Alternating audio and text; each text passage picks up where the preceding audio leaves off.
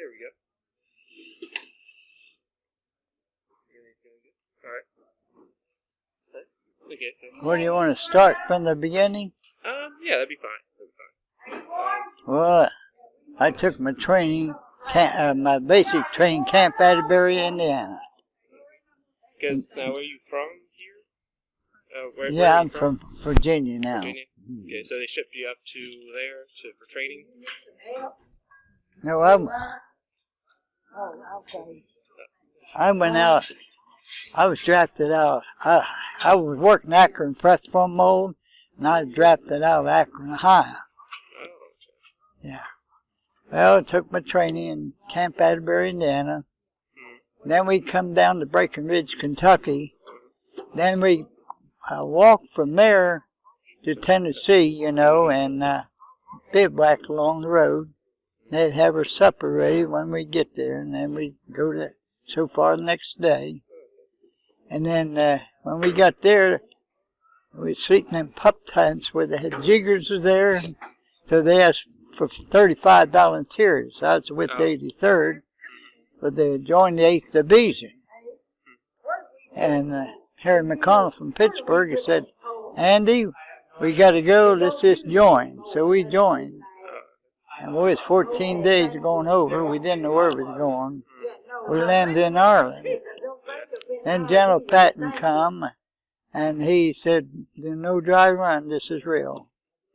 So it wasn't very long, we went up the coast and hit the beach, Normandy Beach. So we had some hedgerow fighting there.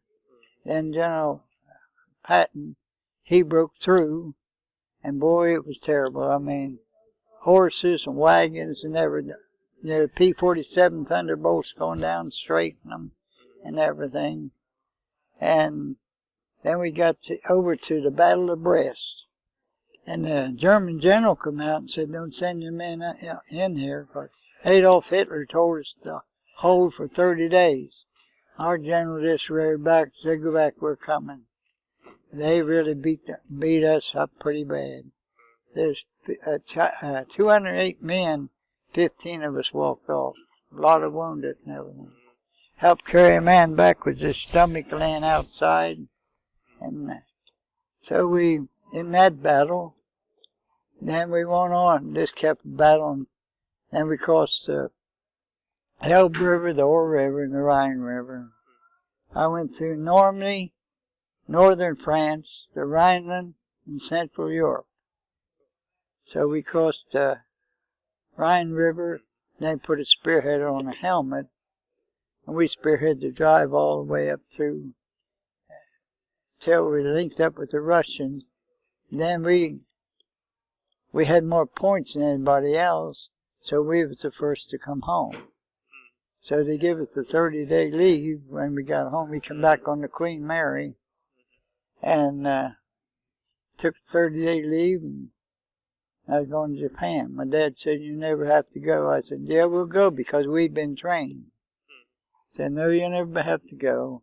So we got on the train and got in New York, and the train stopped, and MPs come through the train, the fifth of whiskeys, and said, the war's over, the war's over. So we got off there, and boy, the Earls come down there and hugging us, kissing, boy. I'd never had so many hugs in my life. Everybody was happy because 2 wars was over. Japanese War and Europe War, and we had time to celebrate. And that's about all I know. I mean,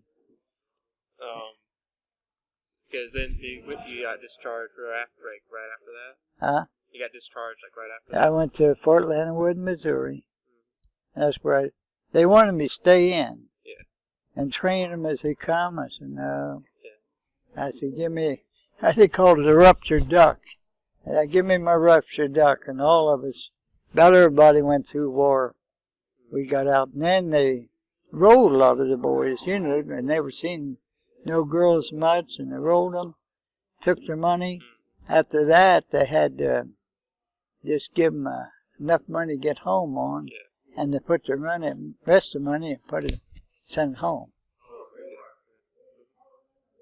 So I was glad all that was over. Yeah. Mm-hmm. That's about all I know, unless you want to ask some questions. You're on the second wave in Huh? Normandy? About the second wave Second wave. hit the beach. We waded water up when that gangplank went down. We had to wade water up to our knees. Because how long was the actual trip over to Normandy? Actually on the ships? Well, it didn't seem long to me when we left Arlen that we got up there ready to hit.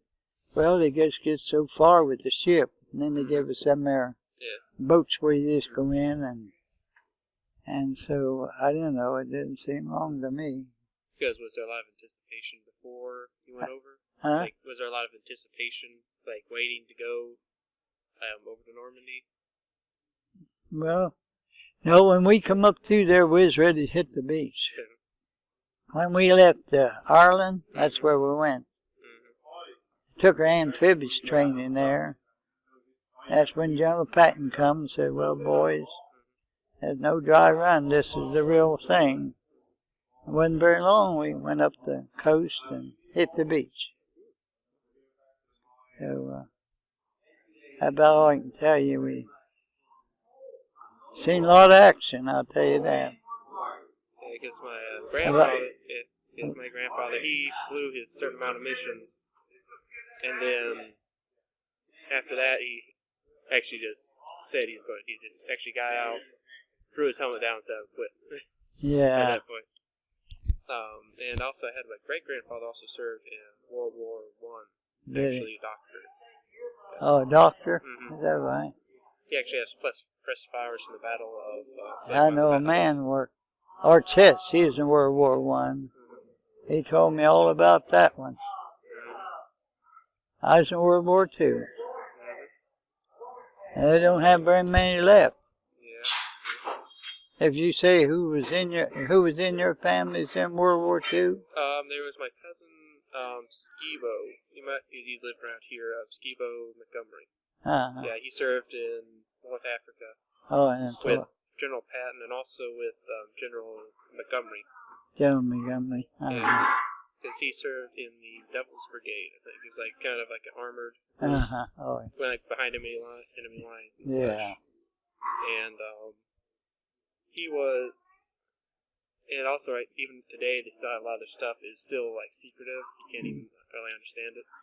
You can't get it like access to it and such because it's like going behind enemy lines and such like that. Yeah. And my grandfather, he served in World War II with the Air Corps over in Italy and North Africa, I think. Oh. None of them over in Germany, though. No.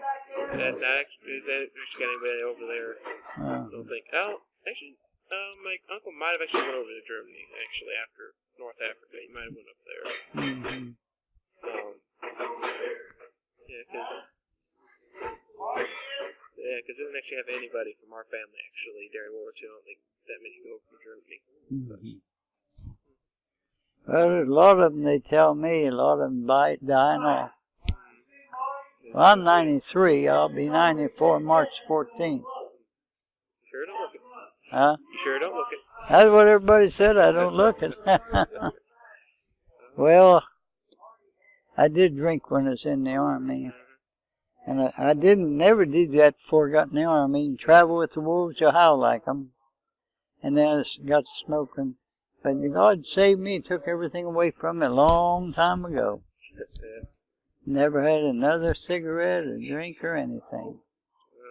And when I married my wife, they didn't know anything about me as a young boy, you know. I was 28 years old before I ever got married. And the woman that I was going with, I wasn't even interested in because I was 27, she was 15. And about all them girls married older men. And so she just kept hanging around. Finally we got married, and me being a young minister, you know, and so I got a church and I was pastoring. So I had a prayer meeting, And that girl played that piano, and she sang one song after another. I said, how in the world did she get all them songs in her head? So I knowed right then God give me them. She give me a good woman. Wonderful cook, oh boy. Baked bread, was 7 in the family. 5 kids and my wife and I. I lost a boy, 19 years old. He was drowned. Yeah.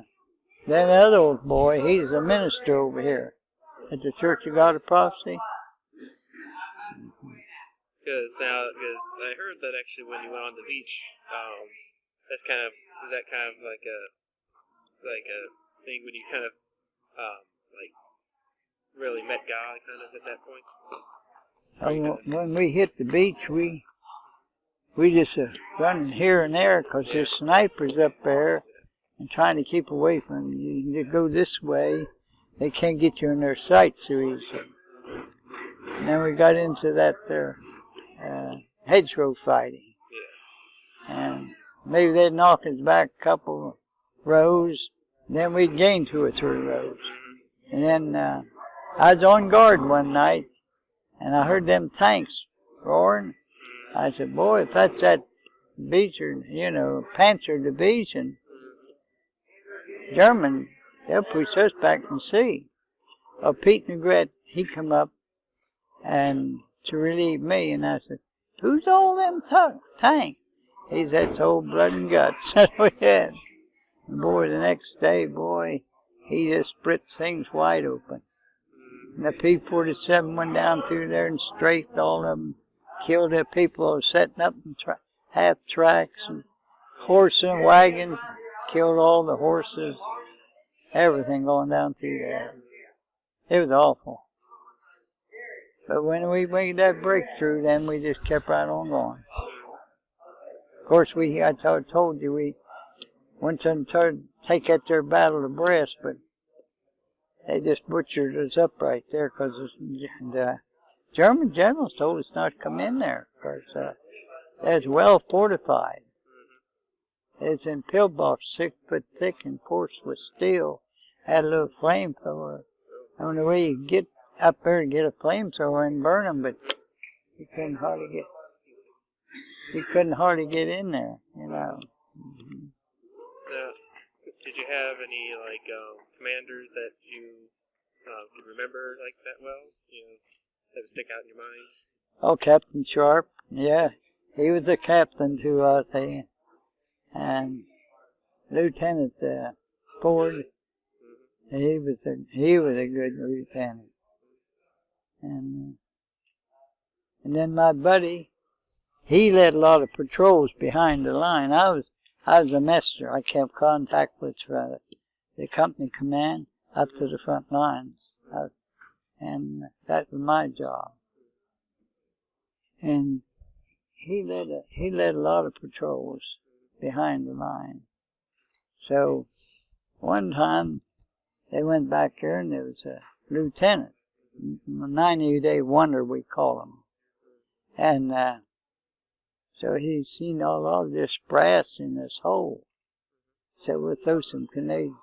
And they told him before he left, you listen to Mac, you'll get back alive. If you don't, you won't. And of course, we just gone out there, filled out the positions, what they got out there. And Mac said, oh, don't do that. We're out here on patrol. We blow them up whenever you get back. So he listened to him. He got back all right. Yeah, because your actual job in the military was? I was a messenger. Kept contact with the front elements. I remember them saying one time it's so bad. They said, Sandandy, he's too wiggly to get hit. I remember them saying that. I wasn't that too wiggly, but that's what they said. And I was out of my hole, more because I was always contacting the front. Whatever they needed, machine guns over here or artillery over here, I call back and tell them what they needed. That's my job. Is you an actual radio operator? I had a walkie-talkie, but half the time it went haywire.